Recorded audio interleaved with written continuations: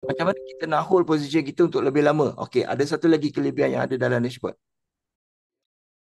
Okay, saya nak tunjukkan apa maksud dekat sentiment box ni. So, sebelah kiri ni ada ni sentiment box. Okey, macam mana kita nak tahu market berkualiti? So, market berkualiti dia ada 3 petunjuk. Petunjuk yang paling utama sekali ialah investor. Kalau investor tinggi, ada liquidity, salah satu buyer ataupun seller tinggi, maka kita tahu bahawa ada investor. Kalau liquidity tinggi tapi investor kosong, buyer dan seller tinggi, maksudnya yang ini berlaku ketika investor tak ada dalam market dan berlakunya retracement. Bukan investor yang menggerakkan market pada waktu tu, tetapi ialah retail trader. Satu tip lagi ialah bagaimana menggunakan scanner dengan betul.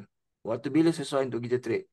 Ada setengah orang, bila dia nampak SOP satu pair pun dia trade. Tak boleh sebenarnya. Kalau satu pair dia jadi pun, kadang-kadang takut dia jadi fake. Pertama sekali, apa yang orang kena tengok di 4.7 dan 5.0, gunakan scanner. Okay, ini tip yang saya pernah buat dalam video YouTube. Saya minta you follow yang itu. Kaedahnya, kalau you tengok di dashboard ni, pair yang boleh, yang dibenarkan untuk you trade apabila dia berada di paling atas dan strength dia ada warna kuning, ada signal buy, lepas tu dia ada volume. Kalau untuk sell, dia paling bawah dan strength dia warna kuning, dia ada signal sell, kemudian dia ada volume. Itu pair yang kita patut boleh ambil. Kenapa kita perlukan macam ni? Sebab kita nak trade dalam keadaan investor dalam market supaya kita nak mengelakkan market retrace ataupun floating. Ya, kalau floating, pergerakan tu ambil masa lama. Sepatutnya dalam masa 3 candle, 4 candle tu patutnya kita dah profit. Kalau waktu market tengah tak ada investor, waktu strength dia tak cantik, macam ni kan liquidity dia tak tinggi kan. So, jika market dia tak cantik, so dia akan ambil masa lebih daripada 3 candle untuk sampai ke tepi kita. So, jadi kita nak bila keadaan market cantik, dalam masa satu candle, 2 candle di H1 contohnya, dah ambil TP kita dah. Dalam masa tak sampai 1 jam, kita dah profit. Pastikan ada volume.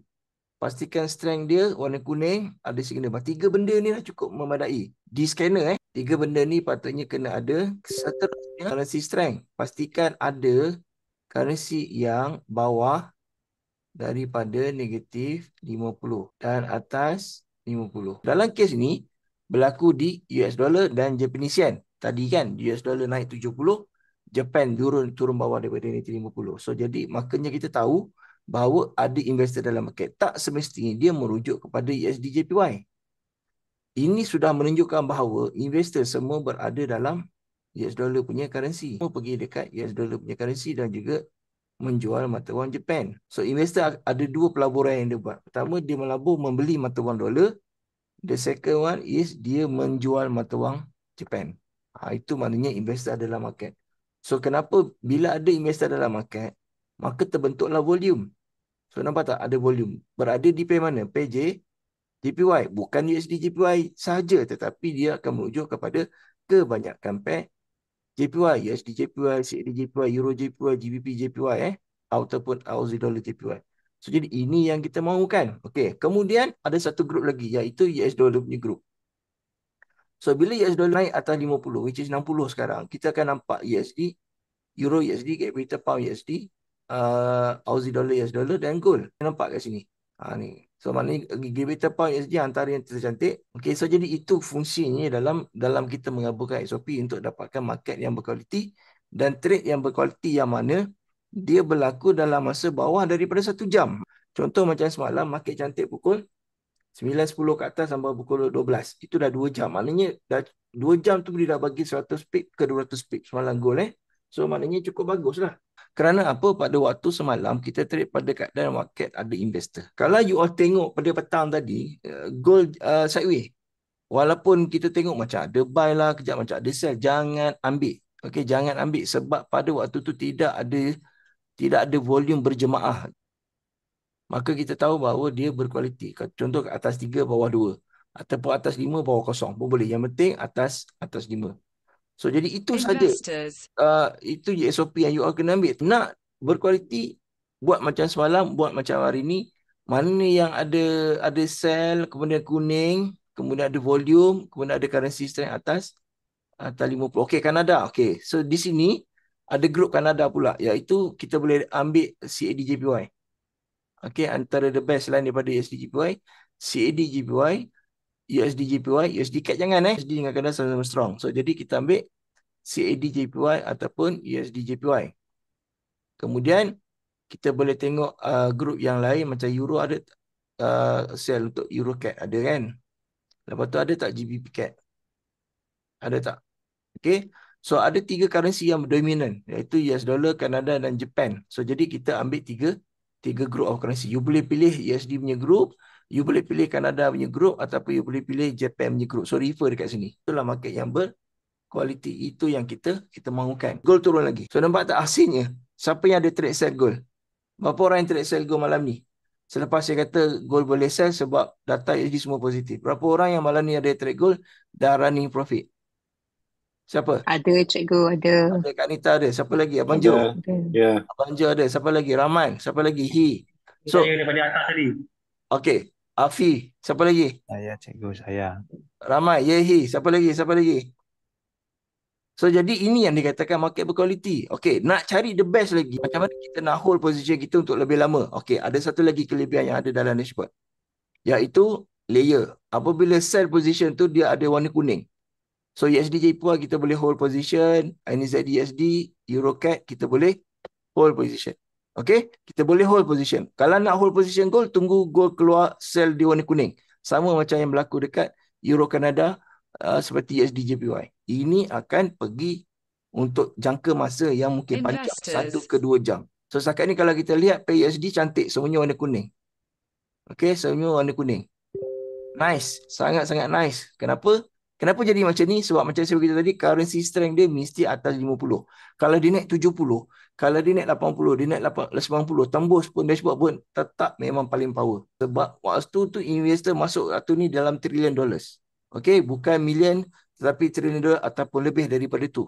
Yang paling best, lagi banyak currency yang atas 50 ataupun bawah negatif 50, maka lagi banyaklah pergerakan besar yang berlaku dalam market. So jadi tinggal lagi orang nak pilih yang mana satu yang paling best. Kalau saya ambil pair USD sebab malam ni data USD positif. Dan kalau kita lihat USD punya currency strength atas 50 iaitu 60, mana lebih tinggi daripada Kanada. Untuk currency yang weak ialah Japan dan Swiss franc. Okey. Untuk Swiss franc kita tahu bahawa pip dia kecil dan spread dia besar. So sebab tu saya tak sarankan ambil prospect ataupun exotic pair. Ambil major pair seperti Japan ataupun US dollar. Sebab itu biasanya spread dia tak besar. Tetapi berbaloi, walaupun kita ambil NZD USD, kita ambil Euro USD, kita ambil USD CAD. Tetapi dengan adanya volume, dengan adanya investor, ada keadaan market yang sangat power, sekejap saja kita profit, tak kisah apa pair pun, yang penting dia punya pergerakan dia sangat padu dan boleh main ratusan pip. Ratusan pip untuk major pair. Kalau gold ni cecahlah 100 ke 200 pip. Kalau pair-pair lain tu mungkin 50 pip ke 100 pip. InsyaAllah boleh dapat. So untuk malam ni USD Kanada kalau start daripada dia spike naik tadi tu, dia dah bergerak 50 pip. Untuk USD JPY sekitar 120 pip. Nampak? Bezanya USD JPY dan USD Kanada. Sebab tu saya lebih suka saya ambil pair JPY ataupun pair USD. Sebab kedua-dua pair ni kalau dia pergi memang padu. Dia akan pergi 50 ke 100 pip ke atas. Okay. So news tadi keluar pukul apa? 9.30. Sekarang 9.50. You all dah profit berapa pip dah? Dalam masa tempoh 20 minit. Tak sampai setengah jam, tak sampai 1 jam. Ini yang kita mahukan. Ini cara trade yang betul. Ini cara trade kita ikut investor. Bukan lawan investor. Waktu ni jangan pergi buy gold. Jangan pergi sell USD Kanada. Jangan pergi sell USD JPY. Memang parah kalau kena macam ni. Ini yang saya selalu tekankan. Tolong ikut SOP investor. Jangan ikut kehendak diri. Memang ada signal dalam certain panel ataupun certain pair. Tetapi benda itu terjadi pada untuk pair itu saja. Kadang-kadang dia jadi fake. Jadi untuk mengelakkan fake, sebab tu kita perlukan volume yang banyak. Kita perlukan currency strength 50 ke atas ataupun bawah negatif 50. Betul tak betul? You dah dapat, you dah rasakan macam mana profitnya malam ni. Inilah hasilnya. Okay? So kalau kita tengok dekat chart, kalau tak ada guna dashboard, kita tengok kat chart susah. Pertama sekali kita tak tahu berapa kekuatan US dollar sebab kita nak dapatkan label 50 tu tak akan keluar kat dalam chart. Jadi kita tak boleh dapat value tu. So kena gunakan dashboard juga dapatkan value berapa current strength untuk US dollar ataupun berapa strength untuk current pair ataupun currency yang kita nak lihat. Okey, gabungkan currency strength itu 50 ke atas, kemudian strength dia mesti warna kuning, ada signal dan juga ada volume. Cukup. Itu saja. Ambil dalam 1 jam, setengah jam pasti dah profit. Betul kan? So jadi inilah SOP yang sepatutnya you all ambil. Itu saja, simple, very straightforward. Saya ada buat video sebelum ni, Kanada, USD Kanada Gold memang padu. So jadi malam ni saya tak buat konten, malam ni saya apa ni? Saya just share SOP. So you all follow apa yang saya beritahu dan tengok apa yang berlaku dalam dashboard, dan ini yang you all practice.